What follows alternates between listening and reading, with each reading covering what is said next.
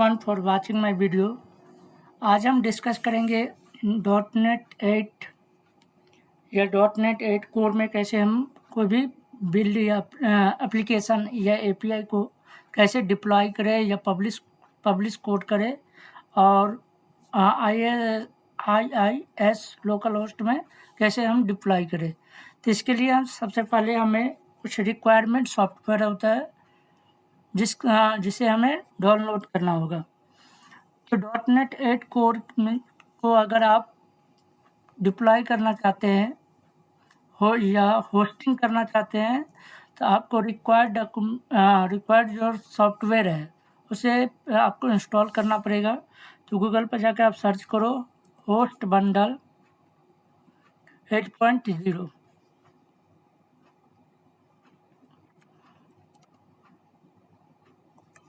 Host bundle 8.0 ठीक है। Now click here. Click करने के बाद आपका एप्लीकेशन जो भी एप्लीकेशन है .NET 8 में उसका एग्जैक्ट वर्जन मैच होना चाहिए। एग्जैक्ट वर्जन इन द मतलब वर्जन चेक करने के लिए एक तो आपको प्रॉपर्टीज में भी जाके आप चेक कर सकते हो कि आपका टारगेट फ्रेमवर्क क्या है। से यहाँ पे .NET 8.0 है मेरा, तो मैं .NET 8.0 पैकेज होगा उसी को हम इंस्टॉल करेंगे। तो फर्स्टली आपको यहाँ पे आके नीचे आना, गेट डाउन। ये 8.001 8.0 ये आपका पैकेज है।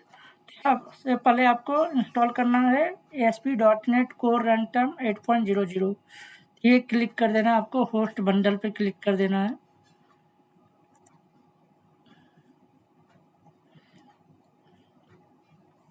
ऐसे मैं ऑलरेडी पहले से इंस्टॉल कर चुका हूँ, ठीक है। उसके बाद और फिर से आप ये बैक आओ 8.00।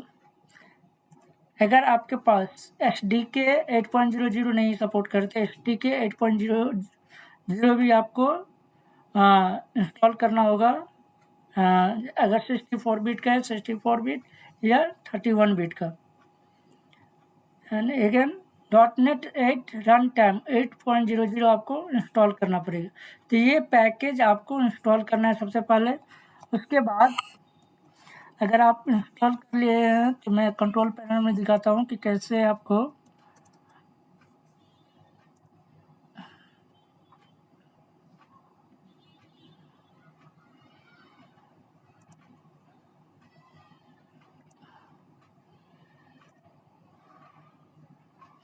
यहाँ जाके आप चेक कर सकते हो कि आपका कौन कौन सा, जैसे रन टाइम आना चाहिए, हो विंडोज सर्वर होस्टिंग आना चाहिए, .NET रन टाइम 8.00 आना चाहिए, दोनों शेयर्ड फ्रेमवर्क। अगर होस्ट बंडल आप इंस्टॉल करते हो और शेयर्ड फ्रेमवर्क 64 बिट अगर इंस्टॉल नहीं होता तो इंडिविजुअली आप क्लिक करके आप इसको इंस्टॉल करना है, ठीक है। तो ये आपका हो गया जो रिक्वायरमेंट सॉफ्टवेयर है वो इंस्टॉल करना है। अब मैं बताता हूँ कि पब्लिश कोड आप कैसे करो। जैसे मैंने एक डेमो एप्लीकेशन लिया हुआ है वेब एपीआई का, ठीक है। आप इस पर राइट क्लिक करना और पब्लिश कोड पे क्लिक करना है, ठीक है। अब यहाँ से आप सेटिंग कर सकते हो कि आपको कौन सा लोकेशन पे आपको डालना है, ये कौन सा है, ये न्यू प्रोफाइल, ये वगैरह आप चेंज कर सकते हो। सो ऑल सेटिंग, ये आप यहाँ पे आप कनेक्शन मतलब किस पाथ पे आप पब्लिश करना चाह रहे हैं वो पाथ आप यहाँ पे डायरेक्ट पुटअप कर सकते हैं, ठीक है। उसके बाद आप डिलीट एग्जिस्टिंग फाइल, अगर सेम फोल्डर में एग्जिस्टिंग फाइल है तो यहाँ पे आप चेंज कर सकते हैं ट्रू और फॉल्स फाइल पब्लिश। ये चेक बॉक्स अगर चेक कर दोगे तो बाय डिफ़ॉल्ट वो आ जाएगा, ठीक है। अब हमें कभी भी ये कोड पब्लिश करने के लिए डिबग और रिलीज मोड हमेशा रिलीज मोड में करना चाहिए। तो यहाँ पे आपको रिलीज मोड सेलेक्ट करना है।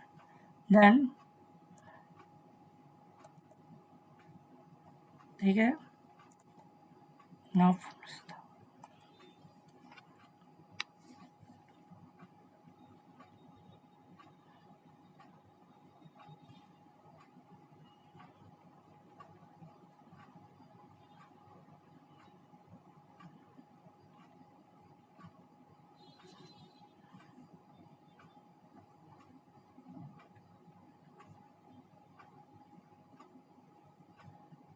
it will be take some time.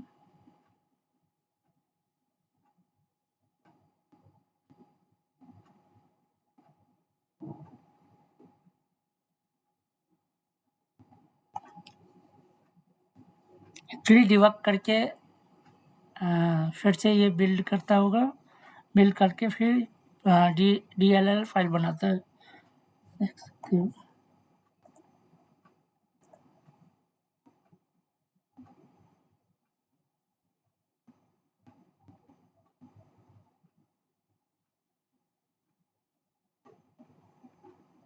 Time generally लगता नहीं है, ये क्यों लग रहा है इतना टाइम?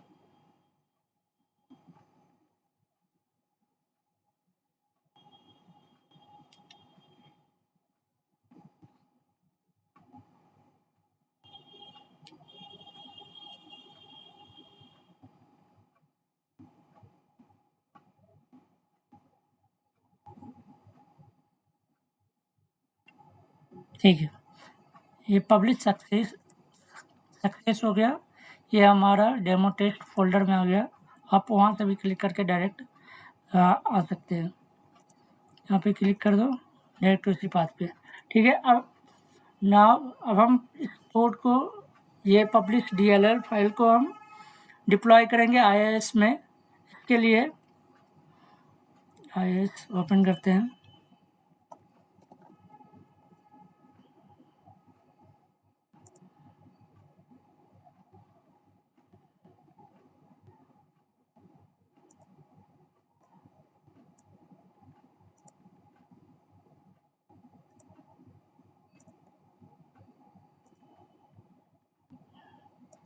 न्यू एप्लीकेशन पूल में नेचर साइट के अंदर न्यू वेबसाइट एक क्रिएट करता हूँ।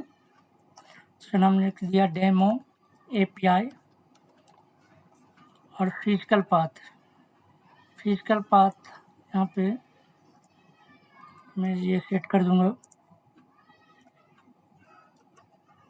ठीक है, अगर आप HTTPS में अगर करना चाहते हैं तो फिर आपको डोमेन यहाँ पे डालना पड़ेगा। मैं पोर्ट एक्चुअली 82 पे करता हूँ, ऑलरेडी 80 पे मेरा डिप्लॉय है।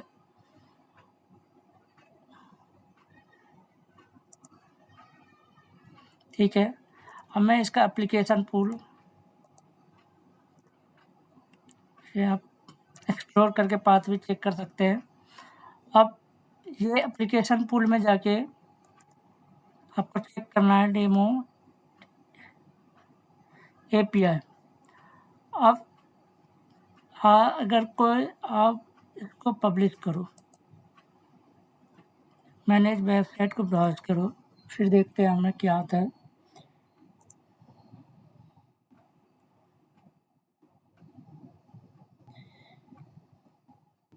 Local host can not be found Swagger.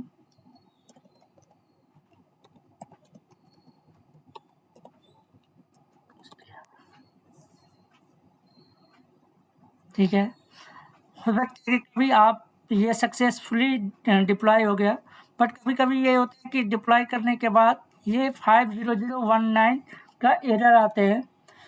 ये एरर तब आएगा जब आपका जो एग्जैक्ट होस्ट बंडल है वो सेम वर्जन का मैच होना चाहिए, वही सेम आपका पैकेट इंस्टॉल होना चाहिए, अदरवाइज ये एरर दे सकता है।